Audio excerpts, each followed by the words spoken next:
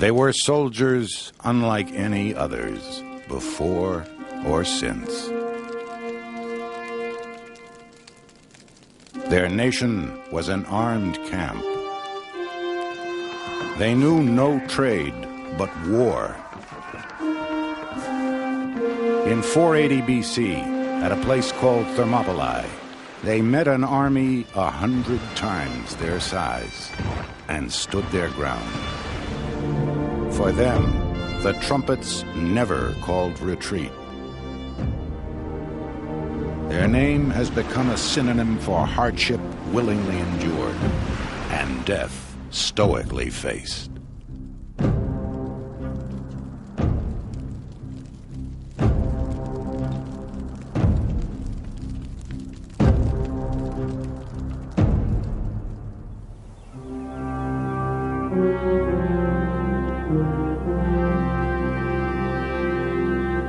If the city of the Spartans should be deserted, and nothing left but its temples and foundations, posterity would, I think, after a long lapse of time, be unwilling to believe that their power was as great as their renown.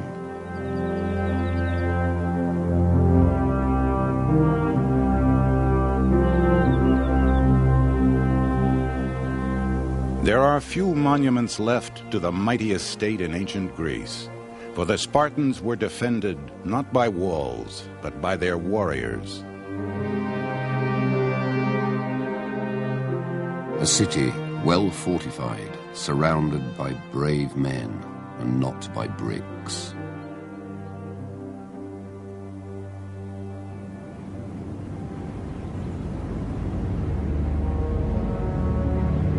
Early in the 5th century BC, the Spartan defenses were put to their hardest test yet. The Persian king Xerxes, who ruled the greatest empire in the world, schemed to make it greater still by conquering the city-states of Greece. Invaders had long been drawn to the fertile valley of the Spartans, just as the Spartans themselves were centuries before. They were shielded, however, by their mountains and the sea. The true menace to Sparta lay within. Helots, they were called, captives. They were here before the Spartans, and they outnumbered them. But now the Helots toiled like sharecroppers.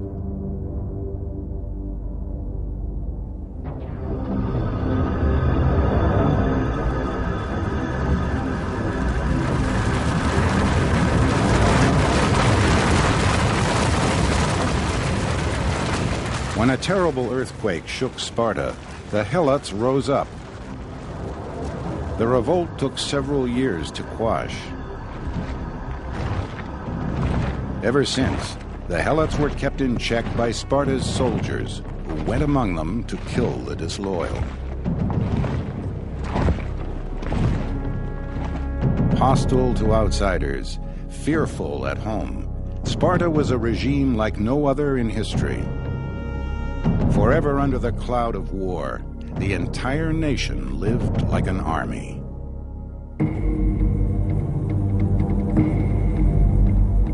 We have been superior to all the Greeks, not because of the size of our city, nor the numbers of our men, but because the constitution we have established is like a military camp, well administered and rendering willing obedience to its officers.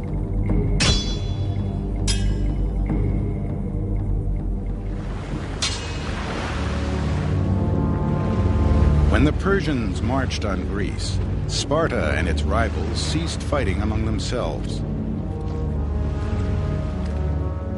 A small force, including 300 Spartans, was dispatched to hold off the Persians while the city-states organized.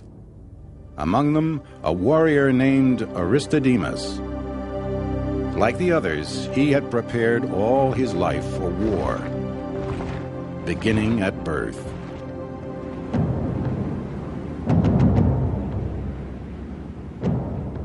Upon entering the world, a Spartan infant was examined by the city's elders.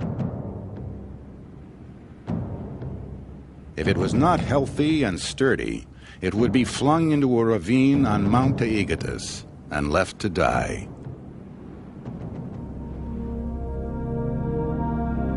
Surviving his first trial, Aristodemus was bathed not in water but wine to steel his constitution. Then he was handed over to a slave nurse. He would not be coddled. He was fed plain food and taught not to fear the dark or being alone. At 7, Aristodemus was enrolled in the state school, the Agoge. His life was now devoted to war. Of reading and writing, they learned only enough to serve their turn. All the rest of their training was calculated to make them obey commands well, endure hardships, and conquer in battle. The young Aristodemus was forbidden underclothes and shoes. Instead, he received a single cloak to last the whole year. During exercise, he went barefoot and naked. He was given no bed.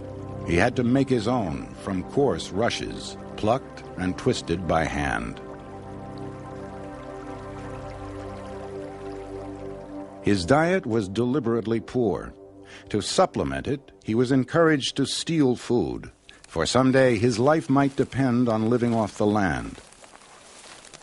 But if caught, he was beaten, first by the owner he had stolen from, then by his tutor for getting caught.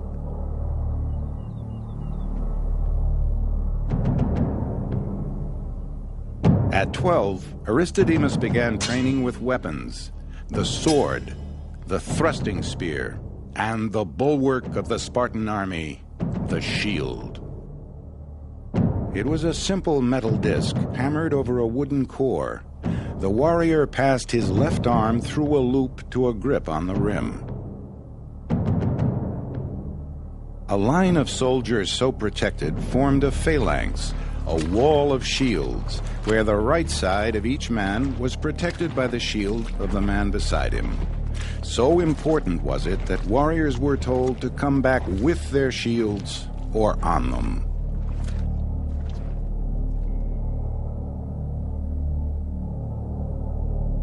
At 20, Aristodemus faced another rite of passage, the privilege of joining a mess. The messmates contributed monthly a bushel of barley meal, 8 gallons of wine, 5 pounds of cheese, 2.5 pounds of figs, and a very small amount of money for such relishes as flesh and fish.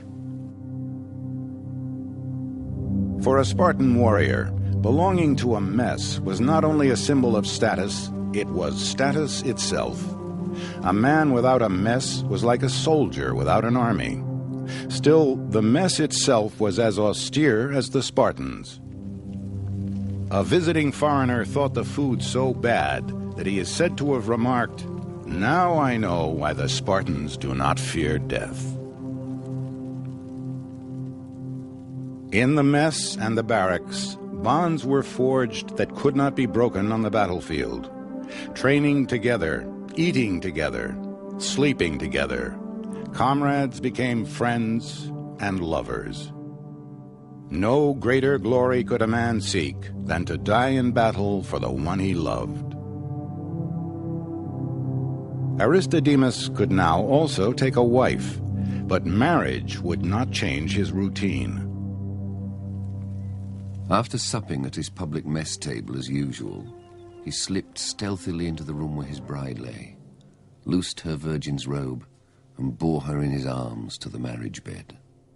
Then, after spending a short time with his bride, he went away to his usual quarters, there to sleep alongside the other young men. Only at age 30 did Aristodemus reach the last stage of Spartan education. He was now an equal. For the rest of his life, an equal devoted himself to affairs of state and the art of war.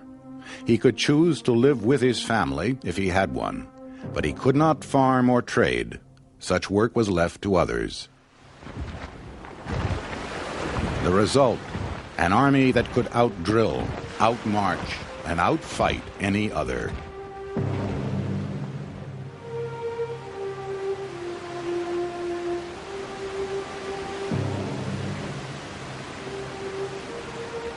Thermopylae means gates of heat.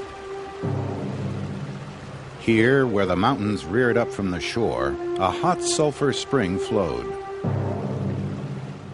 In time, the sea would ebb and expose a plain nearly a mile across. In the days of Aristodemus, Thermopylae was a narrow pass, wide enough for only a single cart. Through this bottleneck, Xerxes would have to march. It was blocked by the Spartans.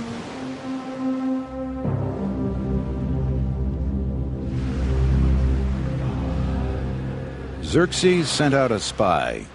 All he discovered was the Spartans' scorn for their enemy and for death. They stood in the open, conspicuous in their red cloaks and confident in their arms.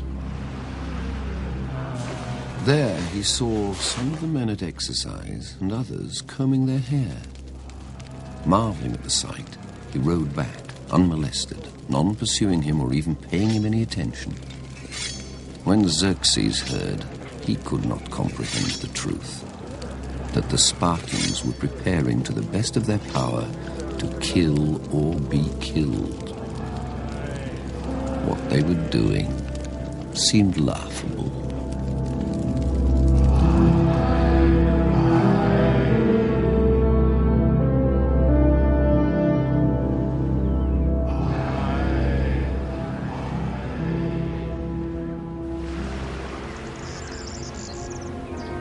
Xerxes commanded a huge army, 200,000 strong. Such a host, he imagined, would sweep the Greeks aside. He didn't know the lay of the land or the way of the Spartans.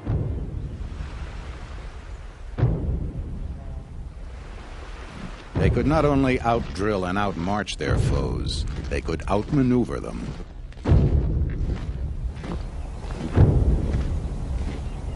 Spartans fought in platoons of 24 men called sworn bands. Small, mobile, and fiercely loyal. Aristodemus would serve in the same band throughout his career. At 55, he would retire, and a new man would take his place. For this family of comrades, each man was sworn to fight and die.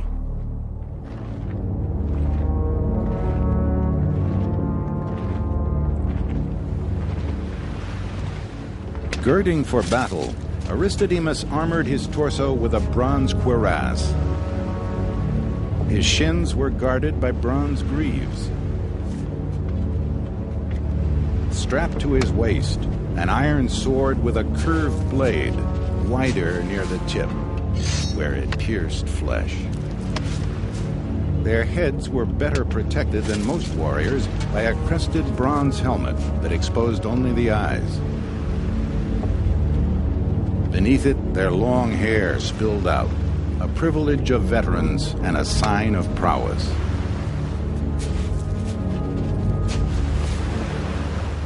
Deployed in the first rank of the phalanx, Aristodemus lifted his short spear over his shoulder, locked shields with his comrades, and advanced.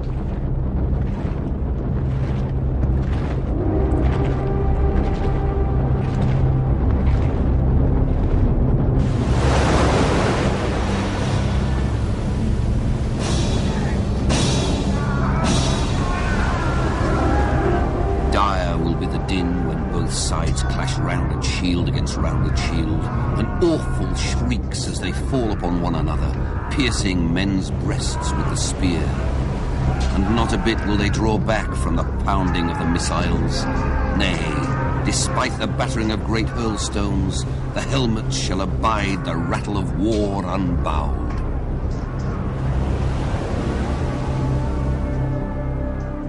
In the narrow pass of Thermopylae, the Persians lost their great advantage in numbers. Fighting in shifts, Thrusting their spears from behind their wall of shields, the Greeks repelled assault after assault.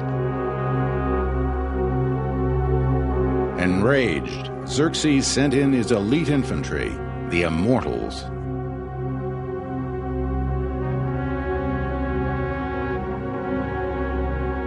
The Spartan king Leonidas ordered the unthinkable: retreat. The Persians swarmed into the pass, and the trap. At a signal, the Spartans turned.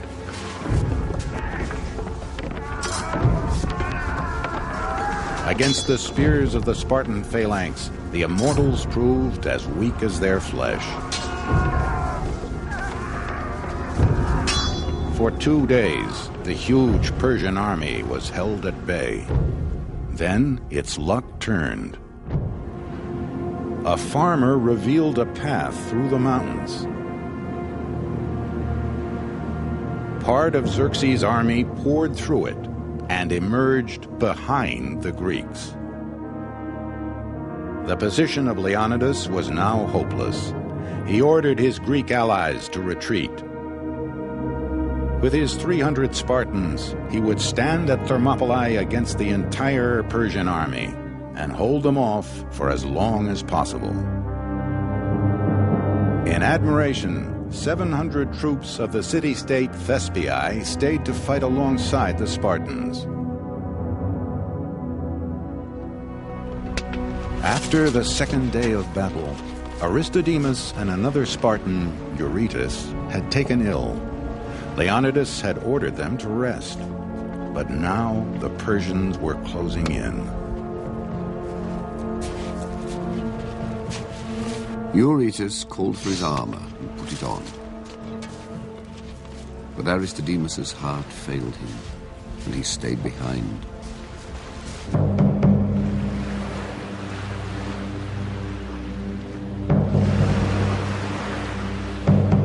They now met their enemies outside the pass, and many of the barbarians were slain.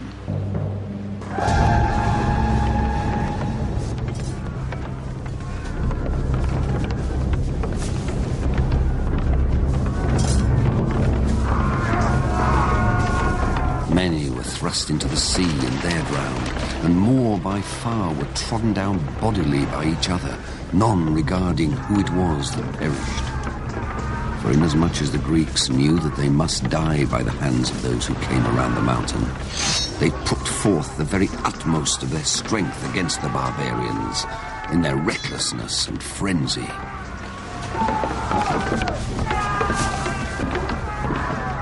In the thick of battle, King Leonidas fell. The fiercest fighting now took place for his body.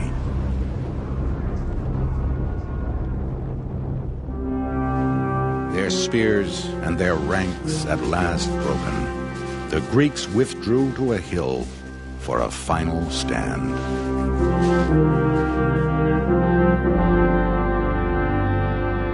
In that place they defended themselves with their swords, as many as still had such, and with their fists and teeth, till the barbarians overwhelmed them with missiles. Thus did the men of Sparta and Thespiae bear themselves.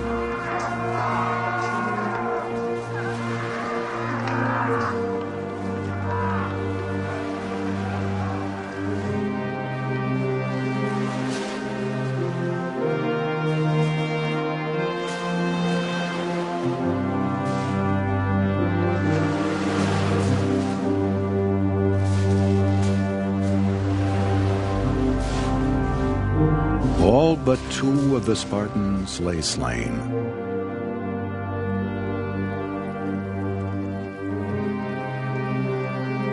The poet Simonides composed an epitaph for the Spartan dead. O stranger, go tell the Spartans that here we lie, obedient to their laws.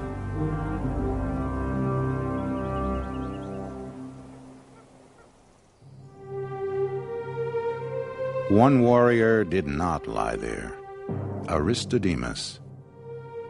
For a Spartan, this was the worst fate.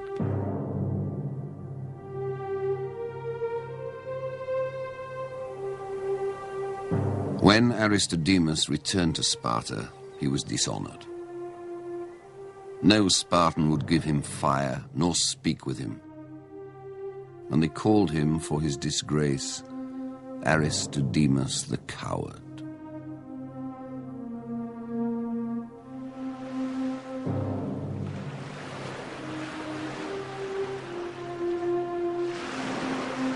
The time bought by the Spartans was well spent. When the Persians again met the Greeks in the great naval battle at Salamis, they were destroyed. Xerxes' dream of conquering Greece went down with his ships.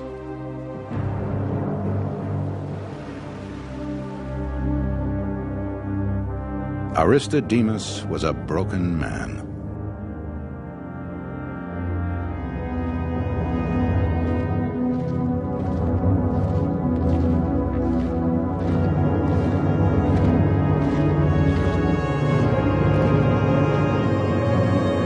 Fighting a year later at Plataea, he plunged into the enemy line and ended his misery.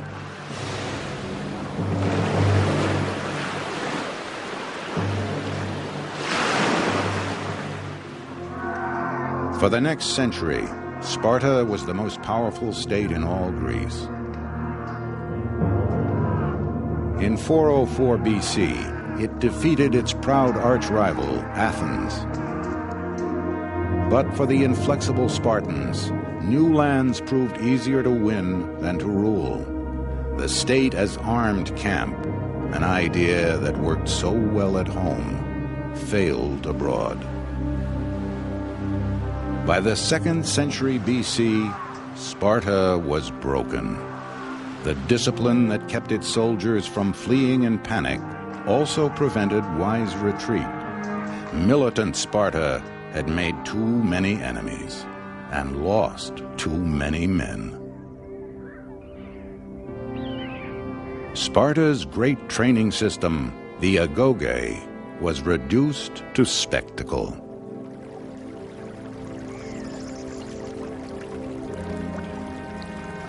The boys in Sparta are lashed with whips during the entire day at the altar of Artemis or Thea, frequently to the point of death. And they bravely endure this, cheerful and proud, vying for the supremacy as to which could endure being beaten for the longer time and the greater number of blows. The one who is victorious is held high in repute.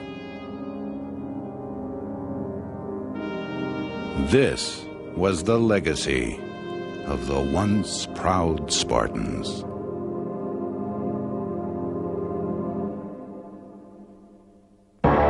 Mors et vita duello, conflixerent mirando, dux vitae mortuus regnat futur.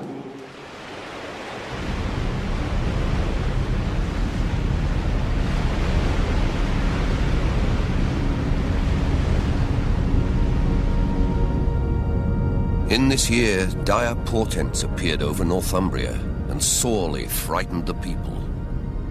They consisted of immense whirlwinds and flashes of lightning, and fiery dragons were seen flying in the air.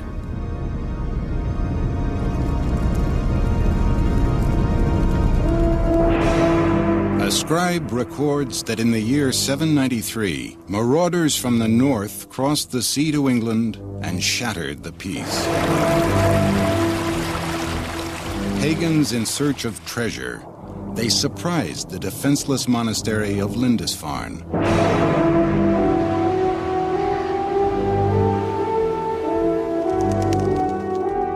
For Christian Europe, the blackest hour of the Dark Ages was about to strike.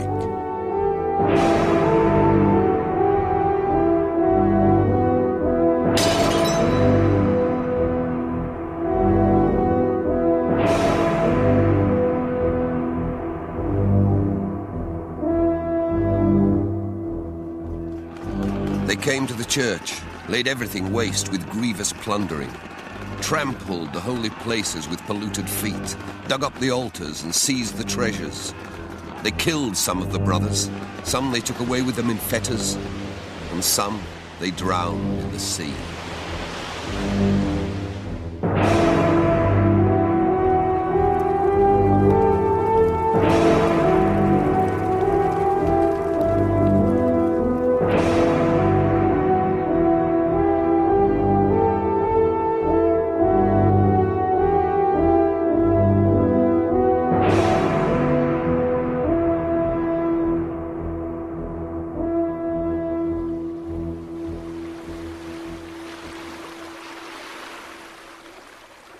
For 300 years, the sight of a Viking longship made Europe tremble, for it carried a fearsome crew, the greatest sailors of their day and the fiercest warriors.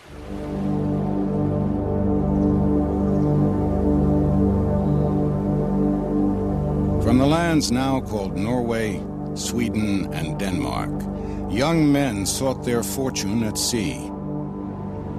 Some went in peace to settle new lands, some went to trade, some to plunder.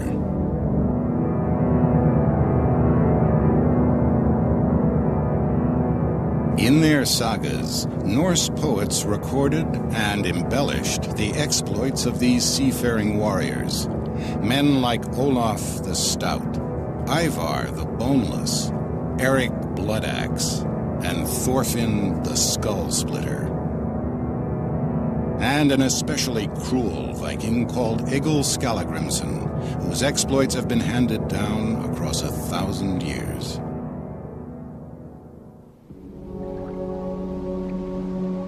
Egil's father was from Norway, but having backed the wrong side in a dispute, he had been forced to flee to Iceland.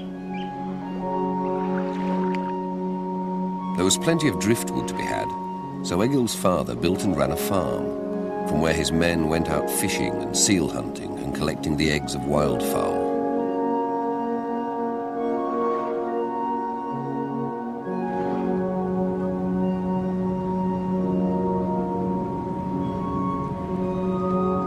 Egil was born around 900 AD and raised in a small village. Just a few huts and longhouses.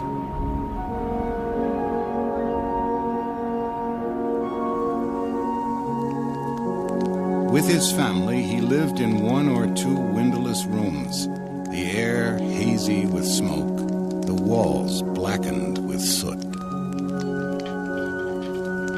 An Arab trader from a more civilized land was shocked by some of the Viking customs he witnessed.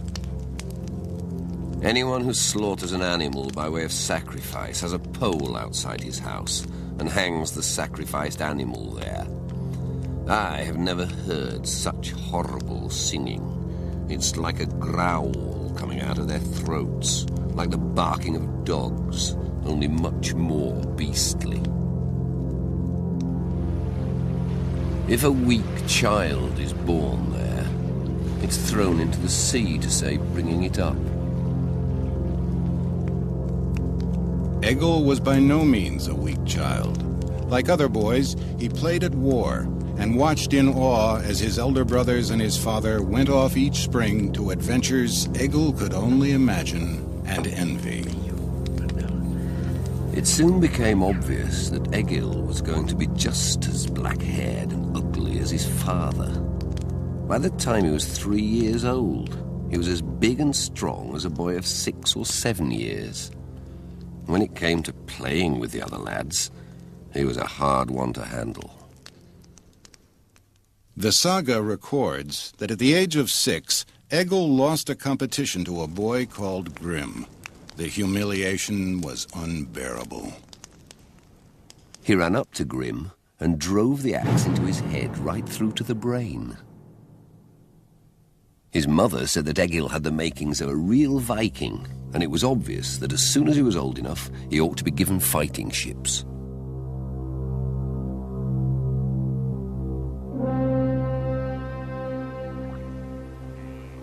In Egil's time, Christianity had not yet worked its way up the fjords of the Norse lands. The Vikings still worshipped a pantheon of gods.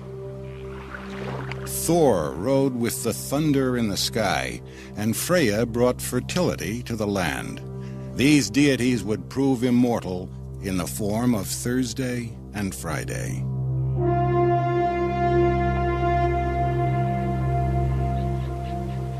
Warriors charged into battle, shielded by Odin, god of war. A Viking who died on the field joined the fallen heroes before him in Valhalla, a feasting hall of the other world. There he would celebrate his deeds on earth until the day when he would fight and die alongside the gods in mankind's final battle.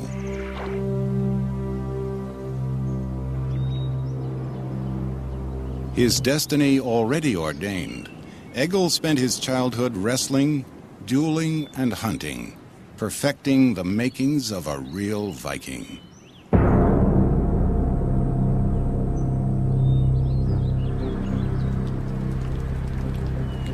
Egil impatiently awaited the first sign of spring and the chance to go to sea in a longship and go raiding. An elder brother owned such a ship. When he began to recruit men from the villages, Egil joined him. In spring, they started preparing a big longship, and as soon as everyone was ready, off they went.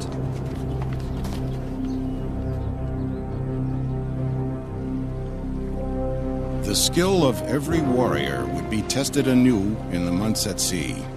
Young Egil himself was embarking on a voyage that would change his life. The word Viking means men of the inlet. As boat builders, these men were unrivaled.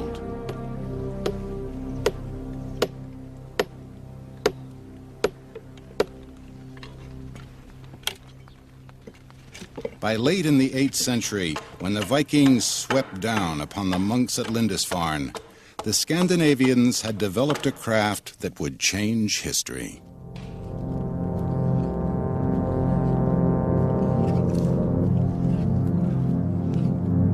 Whether 60 feet long or 120, a warship's keel was carved from the stout trunk of a single oak.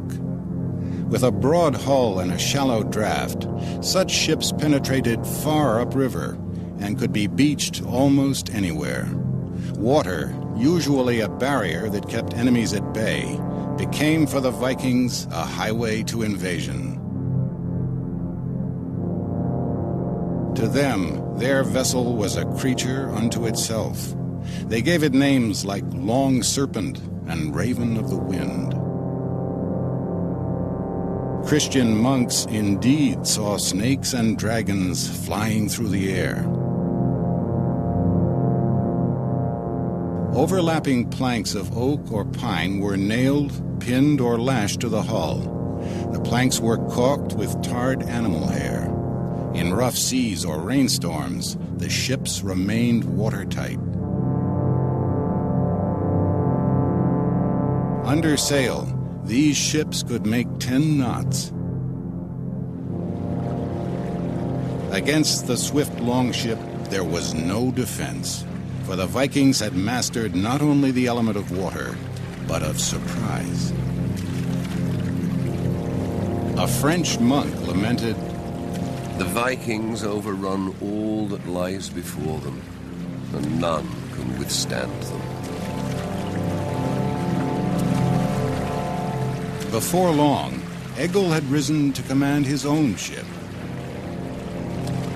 Once it was manned, they went plundering that summer in the Baltic.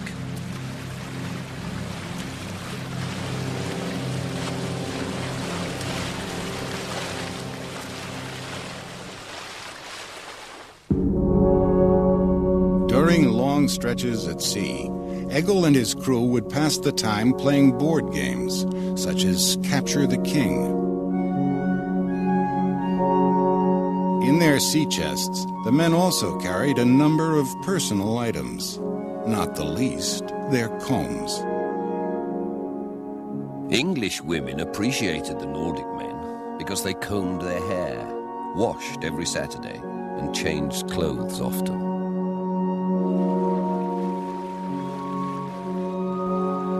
After making many raids and winning a great deal of loot, Egil sailed into the Baltic to Courland, in what is now Latvia. For 2 weeks, he and his shipmates traded peacefully. Just as suddenly, Egil changed tack and sailed away to resume plundering. One day, Egil and his comrades put in near a large estuary that lay beneath a vast area of forest. They decided to go ashore and divide into groups, each of them 12 strong. The men took up their weapons and headed inland.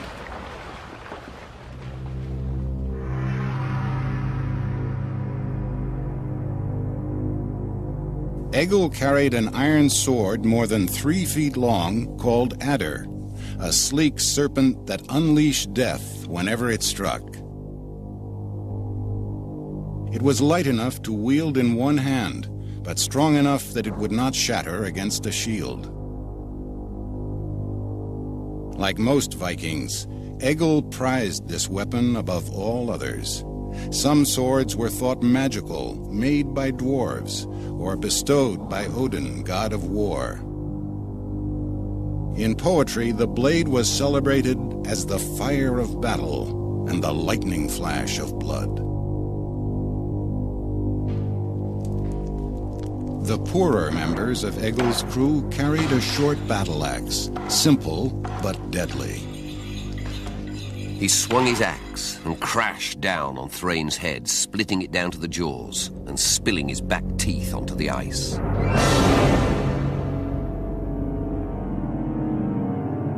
Warriors who could afford to wore an iron helmet, which, despite legend, was never horned. The wealthy girded themselves with mail, made of thousands of interlocking links. And every warrior carried a round wooden shield.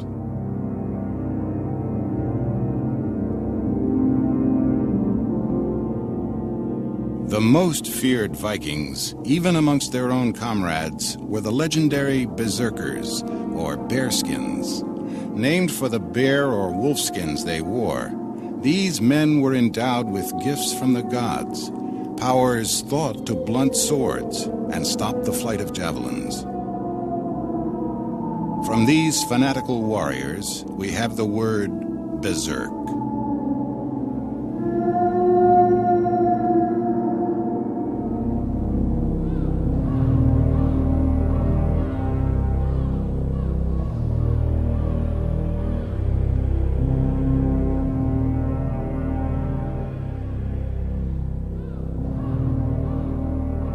Egil had walked through the forest with his 12 men. Not far away was a farmstead, so they made for it. And on reaching it, they charged into the building. I've borne the blood-stained sword and bitter spear shaft, the raven at my right hand. As we raiders strove forward, burning for battle, we made their barns blaze. Gory at their gates groaned those fast sleepers.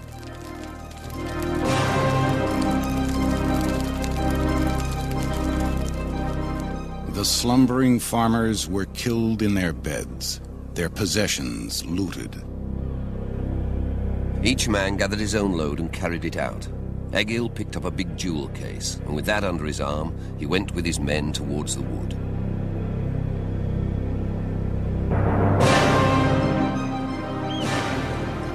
Egil's ship continued on its trail of terror. Late in the summer, they sailed for Denmark to lie in wait for trading vessels and plunder wherever they could. So it went, stealing treasures of silver and gold from helpless monasteries and taking slaves from coastal villages. But having amassed great wealth, Viking raiders sometimes chose not to fight, but trade. Treasure and slaves could be bartered for Mediterranean wines, Eastern spices, and Persian leather. Their most valuable ornaments are ceramic beads, which are kept on the ships. They bargain for them, put them on a chain, and give them to their women as necklaces. As traders and seafarers, The Vikings left their mark throughout Europe. Russia owes its name to Norse traders called Rus. Normandy, too, was settled by the men from the north.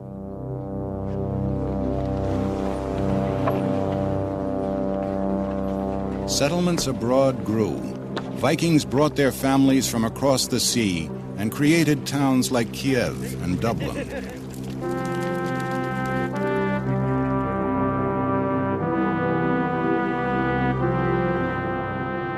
Journeying far to the east, Viking mercenaries formed a bodyguard to the Christian emperor of Byzantium. Inside the Hagia Sophia Mosque in Istanbul, a bit of graffiti proclaims, "Halfdan was here." Most daring of all, the Vikings are believed the first Europeans to have crossed the Atlantic, predating Columbus by 500 years.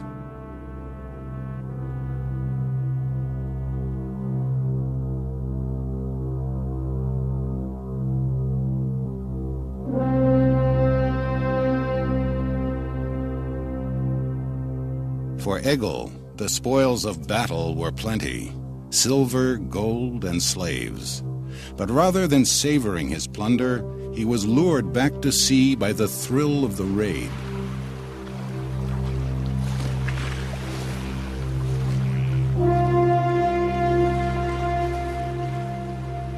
As generations of Vikings descended upon the coast of Europe, their reputation spread far inland. When the King of Scotland declared war against the King of England, England's Athelstan sought help from the very Norsemen who had raided his shores. One of his mercenaries was Egil.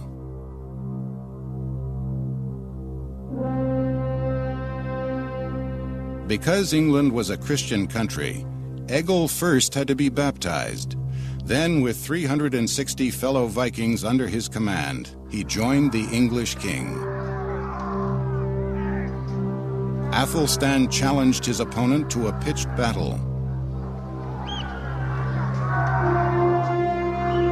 It was the custom in those days that once a field of battle had been declared for a king, he could not honorably wage war until the battle had been fought. At the appointed time, both armies engaged. Egil marched ahead, urging them forward and brandishing the sword adder, striding in front and hewing men down left and right. We led the men into the thick of the battle, pressing forward. Egil recorded such battles in poetry. The warlord weaves his web of fear. Each man receives his fated share. A blood-red sun's the warrior's shield. The eagle scans the battlefield. Then Egil and his troops caused utter havoc by attacking the Scottish king's unguarded flank. The whole column gave way and began to disintegrate, and the Vikings raised the cry of victory.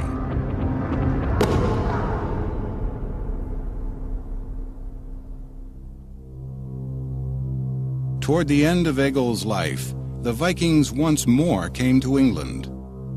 Not in a single longship, but in fleets of almost 100. Not to aid the king, but to conquer his lands.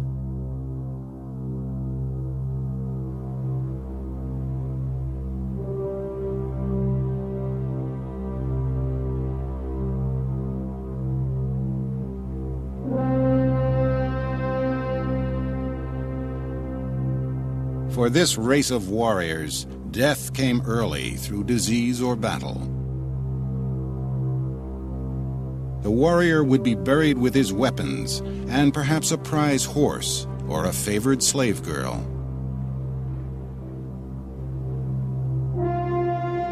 His grave would be outlined by stones in the shape of a longship, the vessel that would carry him to the next world. A few might be honored with a monument alongside a footpath. Large stones, marked with inscriptions, would proclaim their deeds.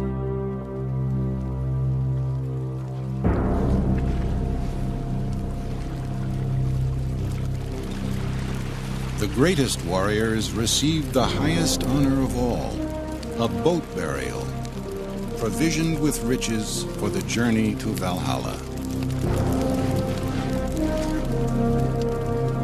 For Egil, death came slowly. I flounder by the fireside, ask females for mercy. Time passes tediously. I tarry here alone, an old, senile elder.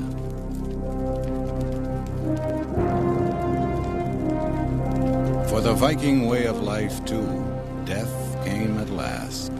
Old victims had grown strong, and old enemies had become friends. The Norsemen in Normandy, even the Danes in Denmark, would become strangers to men like Egil. By the 12th century, Christian Europe had quietly absorbed this race of warriors. With the passing of the Vikings, no more would dragons be seen flying in the sky. No more